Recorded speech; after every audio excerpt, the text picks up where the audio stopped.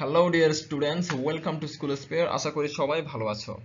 যে যেখান থেকে আজকের এই ভিডিওটি দেখছো সবাইকে জানাই স্বাগতম। তোমরা ইতিমধ্যেই জেনেছো যে 2025 সালে তোমাদের নতুন কারিকুলাম আর থাকবে না এবং তোমাদের পুরাতন কারিকুলামে ফেরত যাওয়া হবে। তো আজকের এই ভিডিওতে আমি আলোচনা করব 2025 সালের ষষ্ঠ থেকে নবম শ্রেণীর কারিকুলামে কি কি যুক্ত করা হবে, কি কি পরিবর্তন আসতে পারে এবং পরীক্ষা বিষয়ক বিভিন্ন তথ্য এই ভিডিওতে দেওয়া হবে। তো তোমরা বুঝে গেছো যে ভিডিওটি খুবই গুরুত্বপূর্ণ একটি ভিডিও হতে চলেছে, তাই যারা ভিডিওটি টেনে দেখার প্ল্যান করছো তারা টেনে দেখবে না, ধৈর্য সহকারে পুরো ভিডিওটি দেখো এবং যে ইনফরমেশনগুলো আমি দেবো সেগুলো খুবই ইম্পর্টেন্ট হবে এবং সেগুলো তোমরা প্রয়োজনে নোট ডাউন করে রাখবা। চলো আমরা শুরু করি।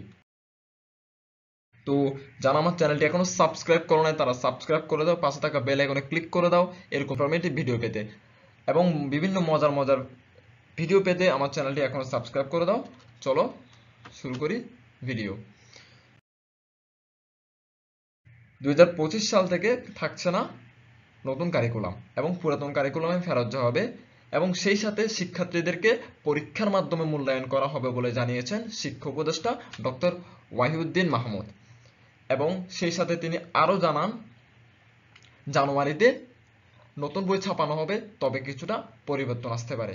গত 21 আগস্ট সচিবালয়ে এক সংবাদ মাধ্যমে তিনি একথা জানান এবং তিনি আরো জানান বর্তমান কারিকুলামের অনুযায়ী শিক্ষার্থীরা যেসব পড়ালেখা করতেছে সেই বিষয়ে অভিভাবকের বিভিন্ন ধরনের অভিযোগ রয়েছে।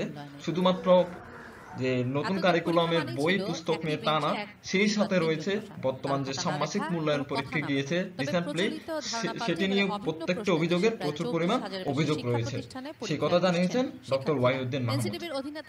এবং বর্তমান যে শিক্ষার্থী যে ধরনের অ্যাসাইনমেন্ট করতেছে, যে ধরনের প্রজেক্ট করতেছে সেটির কোনো ভিত্তি নেই বলে জানিয়েছেন অভিভাবকরা। অভিভাবকদের বিভিন্ন অভিযোগের উপর ভিত্তি করে তিনি বিভিন্ন ধরনের পরিবর্তন আনার কথা বলেছেন। তো আমরা এখন দেখে নিব কি কি পরিবর্তন তিনি পয়েন্ট আউট করতে বলেছেন এবং আমরা ওনার কথার ইঙ্গিতের মাধ্যমে কি কি পরিবর্তন বুঝতে পেরেছি। নাম্বার 1 পরিবর্তন হচ্ছে 2025 সাল থেকে নবম শ্রেণীর গ্রুপ চালু করা হবে। এটা তোমরা ইতিমধ্যে জানছো অনেকে, সায়েন্স, কমার্স এবং আর্টস থাকবে। তো আগের পুরাতন কারিকুলাম যেটি ছিল সেখানে কিন্তু নবম শ্রেণীর গ্রুপ সেখানে ছিল, নতুন কারিকুলাম আসার পর থেকে গ্রুপটা উঠিয়ে নেওয়া হয়েছে, কিন্তু 2025 সাল থেকে এটি আবার চালু করা হবে। সেই ক্ষেত্রে যারা নবম শ্রেণীর শিক্ষার্থী আছো তারা কিন্তু একটু পেঁচালে পড়ে যেতে পারো। বর্তমানে যারা নবম শ্রেণীতে আছো কারণ তারা দশম শ্রেণীতে উঠবা, সেই ক্ষেত্রে তাদের জন্য নতুন একটি ডিসিশন নেওয়া হবে, তোমাদের চিন্তার কোনো কারণ নেই, অথবা তোমাদেরকে শর্ট সিলেবাস দিয়ে পার করে দেওয়া হতে পারে। বাট ষষ্ঠ শ্রেণী, সপ্তম শ্রেণী, অষ্টম শ্রেণী এই তিনটা শ্রেণীর তোমাদের নতুন করে সবকিছু চালু করা হবে। নাম্বার 2 পয়েন্ট আউট হচ্ছে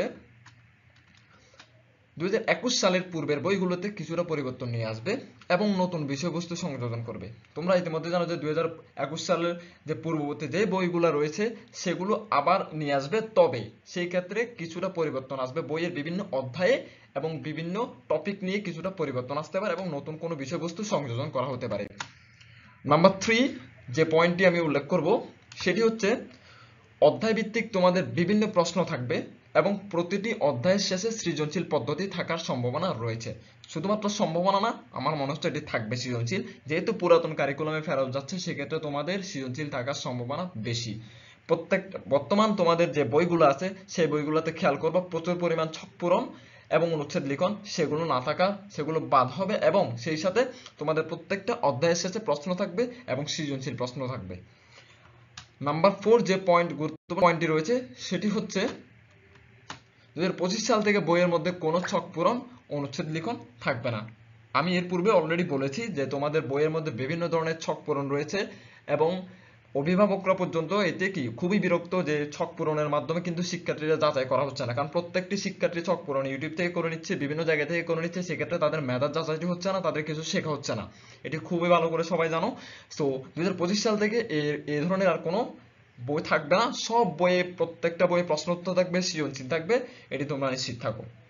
এবং সবচেয়ে আরেকটি গুরুত্বপূর্ণ পয়েন্ট 5 নম্বর পয়েন্ট আমরা চলে যাই। সেই 5 নম্বর পয়েন্ট আমরা ফিগার আউট করে দেখি কি বলা হচ্ছে। 5 নম্বর পয়েন্ট হচ্ছে নতুন কারিকুলামে ত্রিভুজ, চতুর্ভুজ এবং বৃত্ত পদ্ধতির মূল্যায়ন থাকবে না, নম্বরের ভিত্তিতে মেধা যাচাই করা হবে। মানে হচ্ছে যে তোমাদের বর্তমানে যে পরীক্ষাগুলো হচ্ছে সেখানে কিন্তু ত্রিভুজ, চতুর্ভুজ এবং বৃত্ত পদ্ধতির মাধ্যমে তোমাদের মূল্যায়ন করা হচ্ছে, সেটি কিন্তু আর হবে না। সাপোজ এখন কিন্তু দলগতভাবে তোমাদের পরীক্ষা হচ্ছে।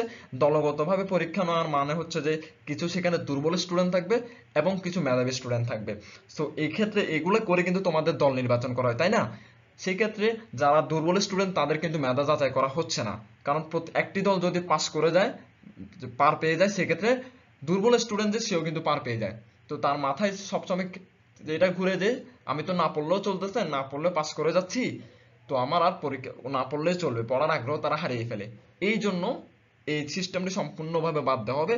প্রত্যেকটা পরীক্ষার্থীকে পরীক্ষা দিয়ে দেন পাস করতে হবে, নম্বরের ভিত্তিতে মেধা যাচাই করা হবে। যে যত নাম্বার পাবে সেই অনুযায়ী তাদের মেধা যাচাই করা হবে। এটি হচ্ছে 2025 সাল থেকে তোমাদের শুরু হবে। এবং সবচেয়ে ইম্পর্টেন্ট এবং গুরুত্বপূর্ণ শেষ নাম্বার পয়েন্ট হচ্ছে 6 নাম্বার পয়েন্ট, সেটি ভালো করে দেখে নাও। সেটি হচ্ছে যে বর্তমান কারিকুলাম অনুযায়ী যেভাবে পরীক্ষা নেওয়া হচ্ছে সেভাবে আর হবে না টোটালি। দ্যাট মিনস তোমাদের যে ষান্মাসিক পরীক্ষা হয়েছে দলগতভাবে একসাথে বসা, আগের দিন পরীক্ষা দিয়ে দেওয়া, প্রশ্ন দিয়ে দেওয়া, দেয় ইত্যাদি ইত্যাদি, এগুলো আর কোনোভাবে হচ্ছে না। প্রতিটি ছাত্রছাত্রীকে লিখিতভাবে পরীক্ষা দিতে হবে, ঠিক আমরা যেভাবে দিয়েছিলাম আমাদের আমলে। তোমরা প্রত্যেকটা সেভাবে পরীক্ষা দিবে, এটি হচ্ছে আসল পরীক্ষা। তোমরা যদি লিখিতভাবে পরীক্ষা দাও, এর মাধ্যমে তোমাদের আসল মেধাটি যাচাই হবে। এর আগ পর্যন্ত তোমাদের মেধা যাচাই হবে না, সেটি অলরেডি তোমরা কিন্তু বুঝে গেছো ষান্মাসিক পরীক্ষা দেওয়ার পর। তো এতটুকুই ছিল আজকের ভিডিও।